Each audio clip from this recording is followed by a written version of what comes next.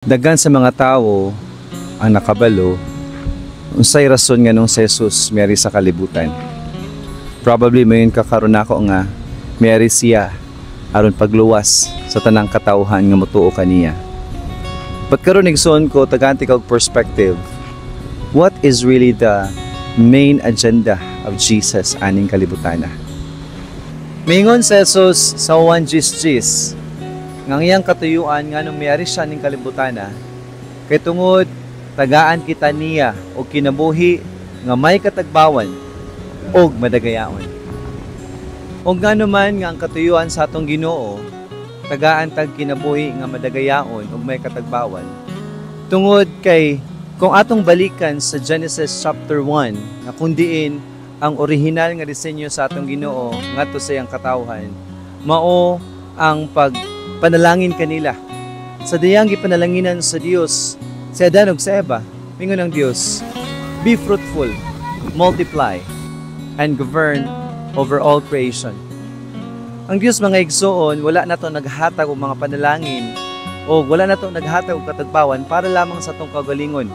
Apan gusto sab niya nga sa matag karon ug unya mamahimo kitang panalangin, mamahimo kita nga ang atong katagbawan nga natamasa ato pa nang ipatamasa sa mga katawhan aning kalibutana.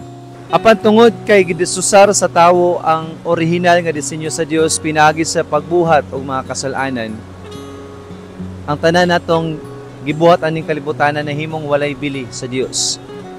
Even sa Isaias, mingon ang Dios nga ang atong mga maayong buhat sama lamang og usa ka trapo, sama lamang sa usa ka basahan.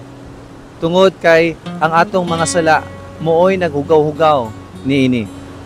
Apan sa diyang si Jesus namatay sa krus, apan sa diyang si Jesus mitug-an o misulti sa maayong balita, ingon man sa mga pagtulunan sa Dios Amahan. Gusto ni Ginoong Jesus nga ang orihinal nga disenyo kaniadto sa Genesis may tabo gayud.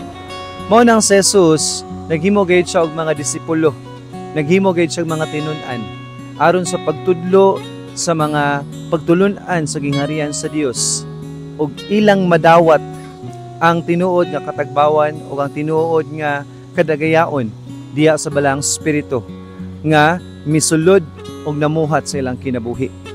Ug sa diyang ang mga disipulo nakadawat niini nga gasa, nakadawat niini nga espiritu nga mao ang Espiritu Santo. Gisugo sila ni Jesus nga mulakaw sa nagkalain-laing dapit sa kalibutan, isangyaw ang maayong balita ug baptismuhan ang matag tawo sa ngalan sa Amahan, sa Anak ug sa Espiritu